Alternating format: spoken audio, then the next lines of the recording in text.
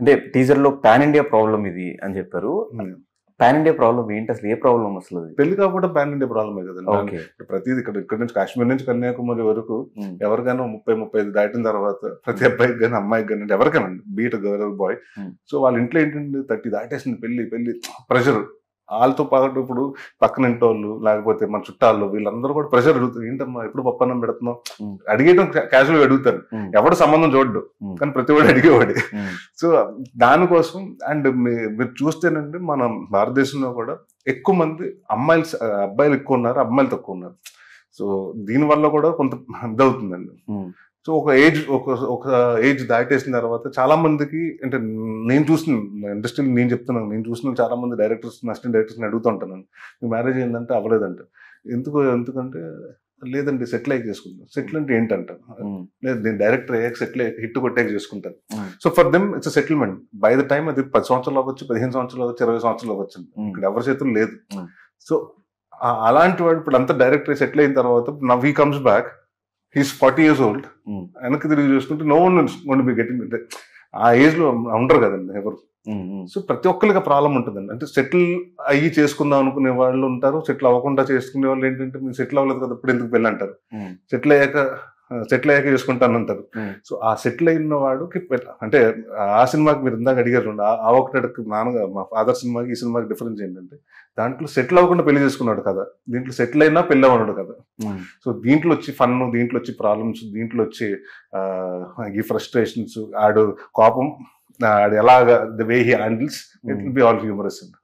కానీ మీరు చెప్పండి, పెళ్ళి అనేది 30 years తర్వాత చేసుకోవడం బెస్ట్, సెటిల్ అయిన తర్వాత, సెటిల్ కాకముందు చేసుకోవడం బెస్ట్? అంటే అలానే కదండి. ఇప్పుడు సెటిల్ అంటే ఇప్పుడు బై ద టైమ్ 24-25 years కి ఎనీథింగ్ ఎక్సెప్ట్ ఫర్ డాక్టర్స్ కాకపోతే మనం డిగ్రీ చదువుకున్న వాళ్ళకి అయిపోతుంది. MBA చేసే వాళ్ళకి అంతా 23-24 కి by the time you get 1-2 years of job. I think 27 is the right age to get married.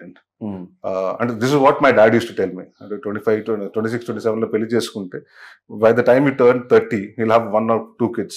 By the time you'll be 50 your kid will be almost 20 years old. Yes. So అన్నీ నాన్నగారు చెప్తుండేవారండి. But నాకు అది అప్పుడు అయినా కూడా అది late అయింది. So yeah I think 27-30 is ideal. Settle అయ్యి చేసుకోవచ్చు, సెటిల్ అవ్వక చేసుకోవచ్చు, డిపెండ్స్ అపాన్ ద థింగ్.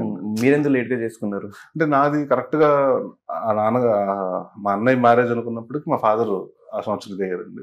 దాని తర్వాత so 1 year we have to wait for my brothers to get. దాని తర్వాత మళ్ళీ 1 year తర్వాత మళ్ళీ దొరకాలి కదండి, సంబంధాలు దొరకకుండా 2012లో రాజేష్కి అయిందండి. 2015 ఇట్ టుక్ మీ 3 years.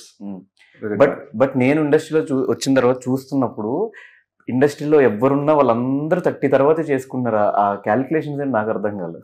అదే మారిపోయినాయండి. అంటే ఇప్పుడు నేను కూడా మా మదర్ అడుగుతుంటే ఆ వరుసగా సుడిగాడి తర్వాత హ్యాడ్ అ ఫ్లాప్స్ ఉండే, 2012 తర్వాత హ్యాడ్ అ ఫ్లాప్స్, వరుసగా ఫ్లాప్స్ ఉంటే మా మదర్ వచ్చి ఇప్పుడు ఎందుకు అసలే ఫ్లాప్ ఉన్నాను, ఇప్పుడు పెళ్ళి ఏంటి అంటే మరి ఇన్ని సంవత్సరాలు హిట్లో ఉన్నావు కదా అప్పుడు చేసుకోలేదు ఏంటంటే. So the thing is like you just need to postpone it అండి.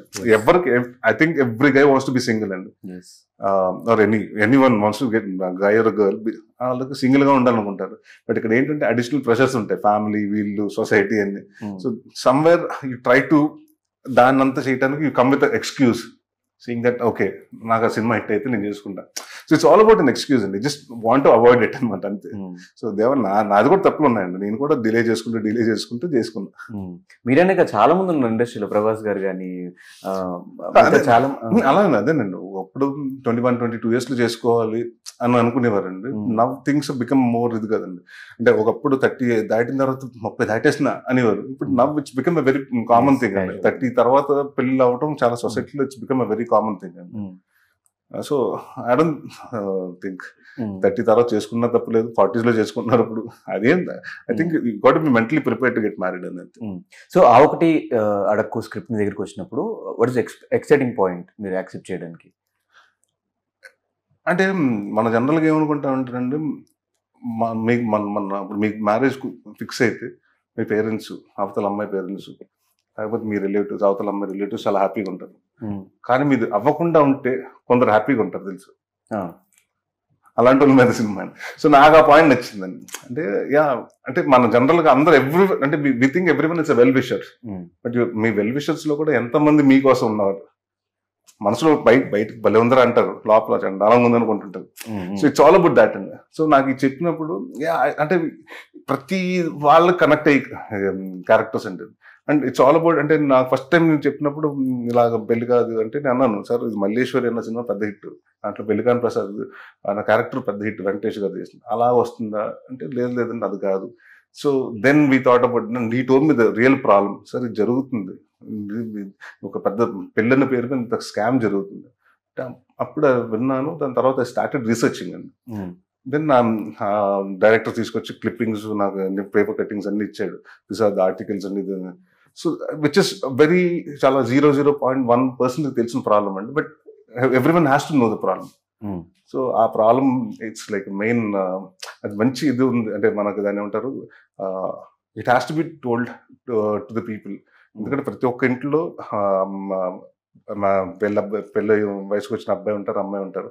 సో వాళ్ళ సంబంధం చూస్తుంటారు. సో సంబంధం చూసేటప్పుడు ఎలాంటి జాగ్రత్తలు తీసుకోవాలి, ఏమేమి పాటించాలి, ఇలాంటివన్నీ అంటే నేను చెప్తున్నాను కదండి, మరీ క్లాస్ పేయకుండా షుగర్ కోటెడ్గా చెప్పడం జరిగింది. నేను కామెడీ సుశీల గారిని తీసుకున్నారు, మీ హైట్కి తగ్గట్టుగా నాకు తెలిసి ఇన్ని సంవత్సరాలకు ఒక హీరోయిన్ సెట్ అయింది అనుకోవచ్చా? అవును కదండి, అమ్మాయి she's tall, that's good thing కదండి. సో కరెక్ట్గా ఇద్దరు 6'2.5", సో ఆ పేరు బాగా కుదిరిందండి. సో ఫస్ట్ టైం ఆ ప్రొడ్యూసర్కి యాపిల్ బాక్స్లు కలిసి వచ్చింది. అండ్ ఇట్స్ వాస్ ఫన్ అండి. షీఈస్ లైక్ వెరీ ఎనర్జీ, చాలా ఎనర్జీ ఉంటుంది అమ్మాయిలు, నాన్ స్టాప్ మాట్లాడుతూ ఉంటుంది ఏదో ఒకటి. And at the same time she takes it very seriously when it comes to acting. ఎందుకంటే నేర్చుకుంటాం కానివ్వండి, ప్రొనౌన్సియేషన్ కరెక్ట్, వర్డ్స్ కరెక్ట్గా పలుకుతున్నామా లేదా, ఒక అతను పక్కన అసిస్టెంట్ డైరెక్టర్ ఎవరినో కూర్చోబెట్టుకుని ఇది ఏంటి నువ్వు 4 సార్లు చెప్పు, నాకు ఎక్కడ గ్యాప్స్ ఉంటాయి, ఎక్కడ ఇది ఉంటుంది. So she takes care of everything and so which is a very good thing. ఎందుకంటే ఉంది కదా ప్రాంప్టింగ్ చెప్పేసి ఏంటి చేసేద్దాం కాకుండా she doesn't take prompting and which is నాకు అసలు యాక్టర్గా రియలీ లైక్ సమ్మన్. ఎందుకంటే నేను యాక్ట్ చేస్తున్నప్పుడు ఎవరన్నా ప్రాంప్టింగ్ చెప్తుంటానండి, నేను ఇక్కడ మీరు నేను యాక్ట్ చేస్తాను, మీకు ఎవరైనా ప్రాంప్టింగ్ చెప్తుంటే నేను ఇటు వెళ్ళిపోతుంటుంది, మీకు ప్రాంప్టింగ్ చెప్పి వాడు సైడ్కి వెళ్ళిపోతుంటుంది నన్ను, లేకపోతే ఆడు చెప్పేటప్పుడు ఆడికి కౌంటర్ ఇచ్చేస్తుంటాను నేను. సో ఇట్స్ ఆల్వేస్ అంటే డిఫికల్ట్ థింగ్ అండి. So again she's done good and one thing she's fabulous dancer అండి. So which its advantage for కొన్ని సటిల్ ఎక్స్ప్రెషన్స్, చిన్న ఫేషియల్ ఎక్స్ప్రెషన్స్ చాలా బాగా చేస్తుందండి.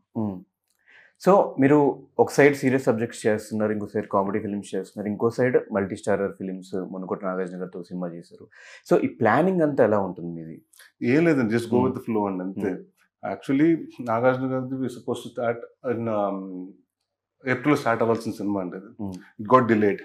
After Ugram it was supposed to be Naa Saami రంగ అండి. దాని తర్వాత ఇట్ గాట్ డిలేడ్ ప్రొడక్షన్, అది కొంచెం. దాని తర్వాత దెన్ ఐ స్టార్టెడ్ ఆవొకటడకండి. దెన్ హాఫ్ వే ఆఫ్ ఆవొకటడక అయ్యేటప్పటికి నాగార్జున గారిది I got a call from again saying that they are looking for Jan release for Sankranti. ఎందుకంటే సినిమా అంతా సంక్రాంతి పండుగ మీద జరుగుతుంది కాబట్టి సంక్రాంతికి వస్తే బాగుంటుంది. So then we started September నుంచి Jan 20 I was doing parallel films and I was doing Avokatadaku, I was doing Nagarjuna Swami Ranga, Na Swami Ranga, and I was doing Bachalamalli. 3 సినిమాలు parallel గా చేసుకుంటూ we finished it. And so it was never a thing, and but actually that this was supposed to be my 61st film, and Na Swami Ranga released early, so that became 61st and this became 62nd. So it was nothing a plan and అలాగే కాదండి. ఒక serious cinema చేసాం, comedy cinema చేసాం, ఇంకోటి next మళ్ళీ serious cinema చేయాలి, ఇంకో multi star చేయాలి, అలా ఇప్పుడు పెట్టుకోలేదు. వాట్ ఎవర్ ప్రాసెస్ నాకు నచ్చిన కథలు నాకు నచ్చింది తీసుకుంటూ చేసుకుంటూ వెళ్ళిపోయాను అంతే. సో నెక్స్ట్ ప్రాజెక్ట్స్ ఏమున్నాయి? నెక్స్ట్ బచ్చలమల్లి అండి, విచ్ ఇస్ ఆల్మోస్ట్ 50% షూటింగ్ అయిపోయిందండి. ఇప్పుడు దీనికి దానికోసమే గడ్డం అండ్ హెయిర్ పెంచుతున్నాను. సో ఇంకొక 1.5 months పెంచాలండి. అది సీరియస్ సబ్జెక్ట్? సీరియస్ అండి, ఇట్స్ సీరియస్ ఫిల్మ్ అండి. అదే మళ్ళీ అదే చెప్తున్నాను కదా, ఇప్పుడు కామెడీ చేశాడు, కామెడీ తర్వాత సీరియస్ అంటే అది ప్లానింగ్ అవ్వలేదండి, it just went with the flow అంతే, అలా కుదిరిందండి అంతే. So where I even thought Na Swami Ranga, where it had a shades of actor ga performance role undi, plus at the same time comedy kuda baane pandindi na cinema. So which is my strength. Na Swami Ranga and this again Avokatadaku is like completely my kind of a comedy and so then again serious film, dan tarvata malli again a comedy film chestuna. It adi kudirindi ante gaani plan cheyaledu.